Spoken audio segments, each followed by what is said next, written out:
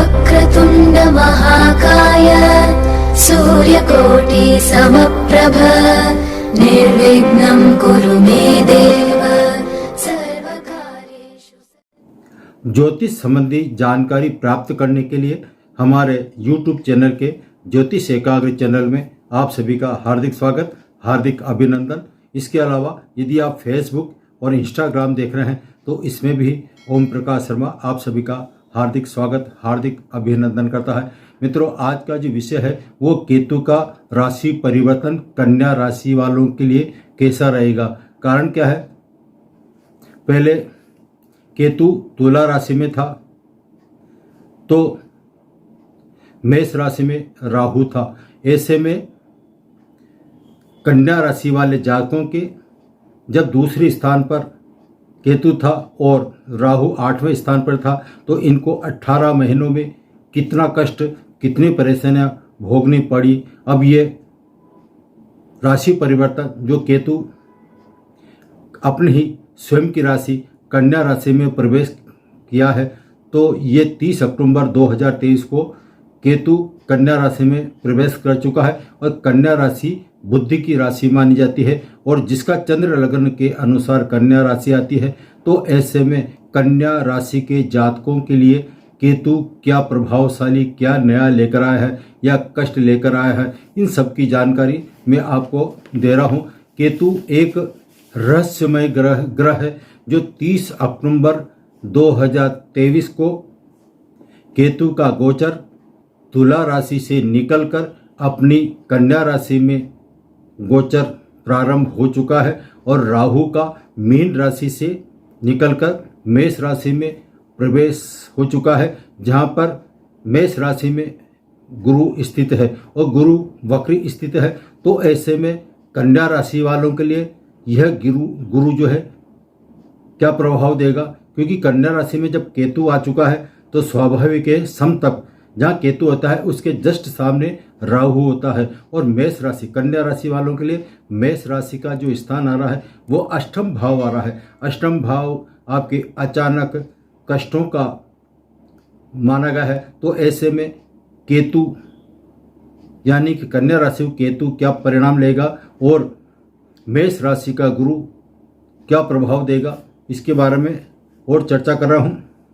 जब राहु अपनी यात्रा यानी कि गोचर एक राशि से दूसरी राशि में यात्रा करते हैं तो वो मूल रूप से एक तरह का वो मूल रूप से क्या माना जाता है, एक ऊपर का सिरा माना जाता है। या तो आप एक बंदूक मान लें तो बंदूक जब उठाते हैं तो उसका जो नोक होती है आगे का हिस्सा वो राहु होगा और जब पीछे का हिस्सा जो टिगर की तरफ चलता है तो वो केतु का माना जाता है। तो ऐसे में राहु को प्रवेश बिंदु मानते हैं और यदि आपके तीर का रूप मानते तो एक तीर का रूप में आगे जो तिकोना होता है वो राहु का कहलाएगा और पीछे जो पुछल्ला टाइप रहता है वो केतु का माना जाता है। तो ऐसे में वृष जो क्षेत्र होता है केतु का है।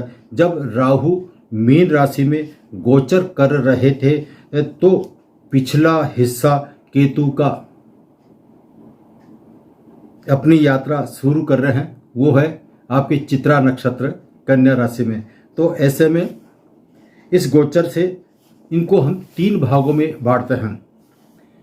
केतु का जो गोचर है कन्या राशि में यानी कि भरणी नक्षत्र में, तो इसको हम यदि देखा जाए तो केतु एक आध्यात्मिक तरफ ले जाता है। केतु एक बदलाव करता है इंसान का। जब केतु आपके मस्तिष्क पर बैठ जाता है तो आपके विचारों को किस तरह से वो बदलाव लाएगा, किस तरह से मोड़ेगा। और केतु के जस्ट सामने 7वां स्थान पर केतु है तो ये आपके क्या प्रभाव लाएगा। तो इस तरह से हमने केतु के 3 भाग बांटे हैं। तो एक तो हो जो ऊर्जा कहते हैं, तो केतु एक तो मीन मोक्ष की ऊर्जा, ये केतु क्या है, ये आपको अलगाव कराता है, दूर कराता है, आध्यात्मिक क्षेत्र की तरफ लगाव कराते हुए ये आपको मोक्ष की ऊर्जा देता है। तो फर्स्ट भाग तो वह मोक्ष की ऊर्जा।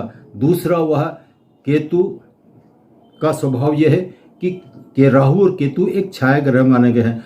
तो ये जिस राशि में बैठते हैं तो उस राशि के अनुरूप ही यह कार्य करते हैं। ऐसे में केतु कन्या राशि में जब स्थित होगा तो कन्या का स्वामी होता है बुध, तो बुध का प्रभाव में इसमें निश्चित आता है और बुध की ऊर्जा इसको पूरी मिलती है। तो बुध का स्वामित्व केतु पर जब लागू होता है तो ये केतु बुध की ऊर्जा देगा, बुध की जो ऊर्जा है वो केतु निश्चित देगा। और केतु जिस राशि में बैठता है उस राशि के स्वामित्व उसमें आ जाते हैं, ये पहले मैं बता चुका हूं आज। अतः बुध का पूरा असर इस केतु पर रहेगा, यानी कि आपके मस्तक पर रहेगा कन्या राशि वालों के लिए। तीसरा है बुध कन्या राशि का स्वामी भी है। और अब बुध की मैं बार बार चर्चा कर रहा हूं तो बुध के थोड़ा कारक तत्वों को समझ लेते हैं। बुध आपके एक बुद्धि का कारक माना गया है, बुद्धि एक आपके कम्युनिकेशन का कारण माना गया है। और बुध एक का जो स्वभाव होता है वह जिस राशि में बैठता है उस राशि में के अनुरूप वहां पर अलगाव लाता है। जिस राशि में बैठेगा तो उसको अलगाव लाता है। इस तरह से हमने 3 भागों में इसको केतु को बांटा है। पहला मोक्ष का, दूसरा ये आपके बुद्धि की ऊर्जा देगा और ये जो मैंने बताया था, और तीसरा है ये अलगाव की स्थिति प्रकट करेगा। तो ऐसे में 3 भाग हमने दिए हैं। तो अलगाव से मेरा तात्पर्य क्या है ये बताओ आपको। मोक्ष ऊर्जा आप समझ गए, यदि आप आध्यात्मिक क्षेत्र में जाएंगे तो ये मोक्ष की तरफ, यानी कि आपका जो रुचि बढ़ेगी वो धर्म के प्रति बढ़ेगी। कारण क्या है, जब कन्या राशि यानी चंद्र कुंडली के अनुसार कन्या राशि की जब चर्चा करते हैं तो ये लग्न भाव में स्थित होता है और लग्न से इसकी जो दृष्टि पड़ रही है 5वीं और 9वीं, तो 5वीं दृष्टि 5वें स्थान पर और 9वीं स्थान जो होता है वो धर्म से संबंधित कहलाता है। यानी कि आपका जो रुझान है वो धर्म की प्रति बढ़ेगा। आपका जो भौतिकतावाद में उलझा रह जाता है, ये कार्य करूं वो करूं, तो आपको ये उससे हटाकर आपको अध्यात्म क्षेत्र धार्मिक रुचि बढ़ाएगा। यह है नहीं कि आपके जो भाग्य कब प्रबल होगा, जब आप ईश्वर की शरण में जाएंगे, जब आप आध्यात्मिक क्षेत्र में कुछ समय अपने जीवन के 24 घंटे में से कुछ समय ईश्वर के प्रति समर्पण करेंगे, तो ये केतु का जो गोचर है ये आपके लिए बहुत शुभ माना जाएगा। अन्यथा इसके उल्टे परिणाम आपको भुगतने पड़ सकते हैं। हम आपकी विचारधारा और मानसिकता के कारण बौद्धिक स्तर पर अलगाव की बात कर रहे हैं। यानी कि मेरा जो सीधा मतलब है यह है कि हम आपकी विचारधारा, जो विचार है ना, वो विचारधारा और आपकी जो मानसिकता बनी हुई है उस पर हम बौद्धिकता के रूप में विचार कर रहे हैं। कहने का मतलब है कि आप आध्यात्मिक क्षेत्र में भगवान के प्रति जितनी रुचि बढ़ाएंगे उतना ही ये केतु आपको शुभ परिणाम देगा। बेस्ट रिजल्ट तभी देगा जब आपका जो मन है, मस्तिष्क, वो आपका कुछ समय के लिए आध्यात्मिक, यानी कुछ समय के लिए आप ऐसा समय निकालें जिसमें आध्यात्मिक धार्मिक की पुस्तक जरूर पढ़ें और दूसरा कुछ समय भगवान के लिए अपना समय निकालें, तो यह आपका केतु शुभ परिणाम दे सकता है। अन्यथा जिस तरह से आपने पिछले 18 महीनों से कष्ट भोगा है उससे ज़्यादा कष्ट आपको भोगना पड़ सकता है। अब यदि आपकी जन्म कुंडली में केतु के साथ या तो चंद्रमा स्थित हो या फिर राहु स्थित हो, इन दोनों में से या तो आपके केतु के साथ राहु स्थित हो या केतु के साथ सूर्य स्थित हो या फिर केतु के साथ चंद्रमा स्थित हो, तो इसको क्या हम ग्रहण योग बोलते हैं। तो ये इस योग वाले व्यक्तियों के लिए कैसा रहेगा। और सूर्य है तो आप जब ऐसी स्थिति है तो आपको एक सलाह दी जाती है कि आप ज़्यादा से ज़्यादा भगवान श्री हरि यानी कि भगवान विष्णु की शरण में जाए। और मैं बीच में उपाय बता रहा हूँ, ये नहीं बताना चाहिए था, वो है आपका विष्णु सहस्त्र नाम का पाठ आप नित्य करेंगे तो केतु के शुभ रिजल्ट आपको निश्चित तौर पर मिलेंगे। या विष्णु भगवान के समय नहीं है तो कम से कम उनके दर्शन करना ही आपके लिए बेहतर होगा। तो आपकी आराधना विष्णु के प्रति बढ़नी चाहिए, विष्णु सहस्त्रनाम पाठ करना चाहिए और यह जरूर आपको समय निकाल के करना चाहिए।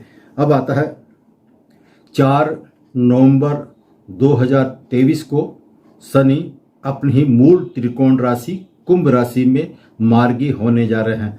तो ये स्थान शनि पहले ही से वक्री है वो कुंभ राशि में। ऐसे में केतु आपके सामाजिक जिम्मेदारी देगा। ये केतु क्या है, आपको सामाजिक जिम्मेदारी देगा और आपकी सामाजिक दायरे में यदि आप व्यस्त हैं और आपके ज़्यादा सामाजिक उत्तरदायित्व तो आप निभा करते हैं तो ऐसे में आपके खट्टे मीठे अनुभव मिल सकते हैं और सामाजिक दायरे में कुछ कठोर कदम तक आपको उठाने पड़ सकते हैं और उसके कुछ ये लोगों के आप उनके तर्क वितर्क भी आपको सहन करने पड़ सकते हैं। तो कहने का मतलब ये है कि सन 2023 जो है ये अंतिम समय आपके कठोर परिणाम यानी कि थोड़ा अशुभ परिणाम देने वाला है। तो जो इसका केतु का गोचर कन्या राशि में जब प्रारंभ हुआ है तो 2023 से लेकर 2024 के मध्य के तक यह आपका जून 2024 तक यह केतु आपके अधिकतर हानिकारक परिणाम देने के लिए बैठा हुआ है। इसलिए मैं आपको बार बार जोर दे रहा हूं कि आपको आध्यात्मिक इससे लगाव, जो अलगाव वाली स्थिति है, हटकर कुछ समय आप इसके लिए निकालें, इसके लिए धार्मिक आध्यात्मिक बने। तो ये जितने भी नेगेटिव रिजल्ट आने वाले हैं ये आपको परेशान नहीं करेंगे। आपके जो सामाजिक उत्तरदायित्व बड़े हैं और उसमें खट्टा अनुभव या मीठा अनुभव जो आएंगे उससे थोड़ा बच चलेंगे। हो सकता है इस अवधि में यदि आप समाज के प्रति बहुत ज़्यादा कार्य कर रहे हैं और आप समाज में कोई दायित्व निभा रहे हैं तो ऐसे में आपके प्रति कुछ समाज की तरफ से लांछन भी लग सकता है। इसलिए आपको सावधानी बहुत ज़रूरी है। इसलिए मेरी सलाह है कि आप पूर्णतः आध्यात्मिक हो जाए, धर्म के प्रति रुचि बढ़ाए और केतु के खराब रिजल्ट से बचें। केतु आपसे बदलाव चाहता है। केतु कुछ नहीं चाह रहा है, वो आपसे बदलाव चाह रहा है और आप उसे स्वीकार कर लें तो फायदा होगा। और केतु के 8वें स्थान पर जहां केतु है कन्या, और कन्या से 8वें स्थान पर मेष राशि आती, तो मेष राशि में गुरु वक्री बैठा हुआ है। तो गुरु जो वक्री बैठा हुआ है तो ग्रहों का यह है कि जो वक्री गुरु होता है वो जिस स्थान पर बैठता है उसके तो रिजल्ट देता है। इसके अलावा इससे पहले के यानी जब मेष राशि में ये गुरु बैठा हुआ है, वक्री है, तो ये मीन राशि के भी रिजल्ट आपको देगा। मीन राशि आपके कुंडली में 7वें स्थान पर आती है। तो ऐसे में गुरु आपके व्यापार में मेहनत तो खूब कराएगा। जब एक गुरु जो वक्री होकर बैठा है 8वें स्थान पे, तो यह गुरु आपके व्यापार में बहुत मेहनत कराएगा। और केतु भी चाहता है कि आपको ज़्यादा से ज़्यादा मेहनत करें। कारण क्या है, इसमें शनि जो है वो शनि का बहुत प्रभाव आ रहा है। शनि कुंभ राशि में मार्गी है और कुंभ का मतलब जो होता है वो आपके राशि के अनुसार 6ठे स्थान पर बैठा हुआ है।